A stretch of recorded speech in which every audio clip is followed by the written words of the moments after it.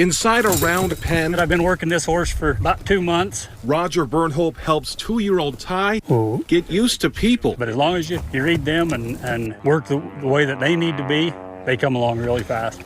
Ty is just one of more than a dozen Mustangs that Burnhope has trained or gentled in recent years, each of them picked up in the wild by the Bureau of Land Management. They're figuring there's 70,000 horses on the range in the western states, and the range can sustain 27,000. Instead of possibly dying on the range, Ty will move to West Haven. Come on, guys. Sis Jensen has already adopted him, and she has Reno and Rosie, both rescued from the range too. Kind of proud of that brand that's on them, showing that we've adopted them. Jensen says they're every bit as useful as domesticated animals. Mustangs are different. They're non-resistant, trainable, and they're sweet, and they're loving, and they can get their feelings hurt.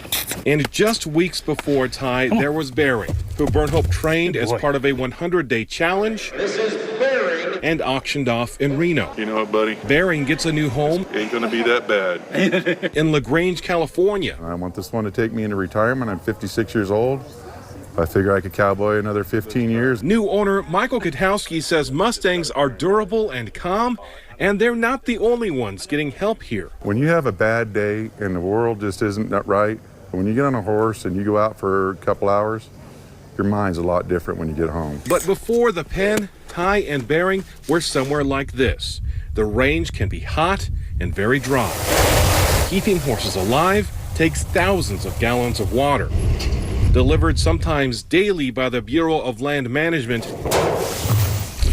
the Cedar Mountain area can ideally support less than 300 horses, but it has roughly 700. Last year, we hauled approximately 81,000 gallons of water to this herd management area alone. Operations like this that help keep the horses alive cost taxpayer dollars, and Burnhope says if we can get more out and adopted, that could help relieve some of the burden. But as BLM spokeswoman Lisa Reed explains, the money for the capture and adoption program for now is gone. The proposed budget now is proposed to cut our funding by over $10 million. That has huge impacts. Burnhope works through the Mustang Heritage Foundation, which is funded by the BLM.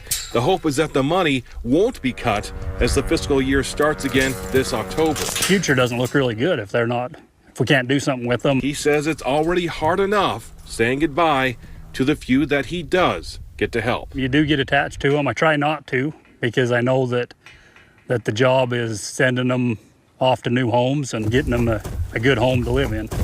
Mike Anderson, KSL 5 News. Mike, thank you. A congressional committee just recently passed a provision that, according to Mustang advocates, could allow for the sale and slaughter of the animals to better control the population.